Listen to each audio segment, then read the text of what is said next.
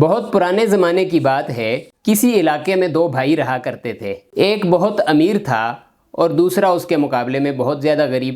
اب امیر جو ہے وہ اپنے غریب بھائی کے ساتھ کسی قسم کا تعلق نہیں رکھنا چاہتا تھا، نہ اپنی غمی خوشی میں انوائٹ کرتا اس کو، بس دور ہی رہتا اس سے، یعنی وہ اس کو اپنے سے بہت کم تر سمجھتا تھا۔ جبکہ اپنے بھائی کے مقابلے میں وہ اپنے دوستوں کو بہت زیادہ امپورٹنس دیتا تھا۔ جب بھی کوئی دکھ ہو، غم ہو، خوشی ہو تو اپنے دوستوں کو بلایا کرتا تھا۔ امیر کی جو بیوی تھی وہ بہت عقل مند تھی اور وہ بار بار اپنے میاں کو یہی بات سمجھانے کی کوشش کرتی تھی کہ دیکھیں یہ آپ کا سگا بھائی ہے اور آپ اس کے ساتھ تعلق رکھیں، یہ جو غیر لوگ ہیں ان پر آپ یہ خرچے کر رہے ہیں، یہ آپ کے کبھی بھی کام نہیں آنے والے۔ لیکن امیر کی ذہنیت یہ تھی کہ وہ یہ سمجھتا تھا کہ آج میں ان پہ خرچے کرتا ہوں، یہ مشکل میں میرا ساتھ دیں گے، جبکہ بیوی یہی کہتی رہتی تھی کہ مشکل میں اپنے ہی ساتھ دیتے۔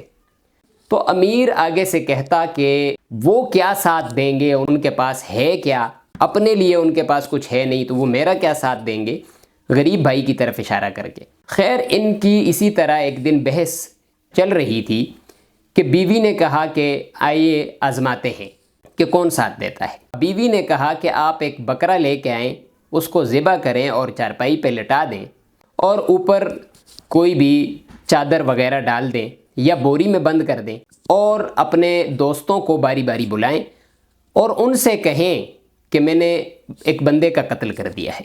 امیر نے ایسا ہی کیا، وہ ایک بکرا لے کے آیا، اس کو ذبح کیا، چارپائی پہ لٹایا، اس کے اوپر چادر ڈال دی اور اپنے سب سے عزیز ترین دوست کو بلایا۔ جب وہ آن پہنچا تو امیر نے کہا کہ بھائی میرے سے تو غلطی ہو گئی، ایک بندے کو میں نے قتل کر دیا ہے، اب مجھے آپ کی بہت سخت ضرورت ہے۔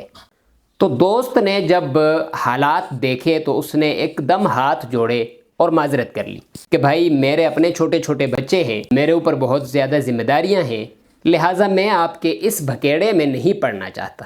اگر آپ کو کچھ پیسوں کی ضرورت ہے تو میں دے دیتا ہوں، البتہ باقی مجھے اس معاملے سے آپ دور ہی رکھیں۔ وہ تو یہ کہہ کر چلا گیا۔ اب اس نے دوسرے دوست کو بلایا، اس نے بھی اسی طرح ہیلے بہانے کیے اور اس کو کہا کہ آپ کی بہت مہربانی ہوگی کہ مجھے اس معاملے سے دور رکھیں۔ باری باری تمام دوستوں نے اسی طرح معذرتیں کی اور اپنے آپ کو اس معاملے سے نکال دیا۔ اب بیوی نے کہا کہ اب اپنے اس غریب بھائی کو بلاؤ اور دیکھو کہ وہ کیا کہتا ہے۔ امیر گیا اپنے بھائی کو بلانے کے لیے۔ جب اس نے بھائی کو بلایا، بھائی گھران پہنچا اور جب صورتحال کو دیکھا تو انتہائی پریشان ہوا کہ اب یہ تو بہت بڑی غلطی ہو گئی ہے۔ تو امیر نے کہا اب جو ہونا تھا وہ تو ہو گیا ہے، اب اس کا کوئی حل نکالنا ہے، میرے تو اتنے کاروبار ہیں، اتنا میرا نام ہے، سب کچھ۔ تو غریب بھائی نے کہا کہ بھائی میرے پاس نہ تو پیسہ ہے، نہ کوئی تعلق ہے میرے، نہ کوئی سفارش ہے، البتہ میری اپنی جان ہے جو میں اپنے بھائی کے لیے قربان کر سکتا ہوں۔ میں اتنا کر سکتا ہوں کہ اس قتل کا الزام میں اپنے سر لے لیتا ہوں تاکہ آپ بچ جاؤ، آپ کے بہت کاروبار ہیں، آپ کا نام ہے، آپ بدنام نہ ہو جاؤ۔ میرا تو کچھ بھی نہیں ہے، نہ ہی میرا نام ہے، نہ میرا کوئی کاروبار ہے، نہ میری کوئی جائیداد ہے، لہٰذا آپ یہ الزام میرے سر پہ ڈال دو۔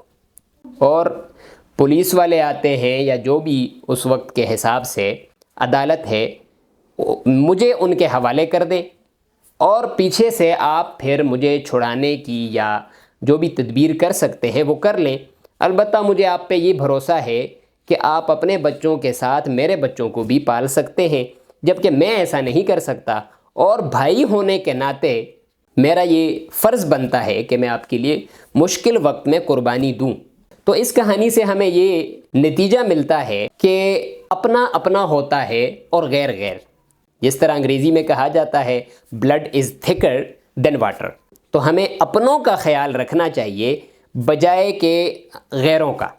غیروں پر ہم جتنے بھی خرچے کریں، جتنا ان کا ساتھ دیں، وہ تب تک ہمارے ساتھ ہیں جب تک ان کا کوئی مفاد ہے، اور جب بھی اس طرح کی کوئی مشکل صورتحال ہمارے پر آئے گی تو ہمارے ساتھ دینے والے صرف ہمارا خون ہی ہوں گے۔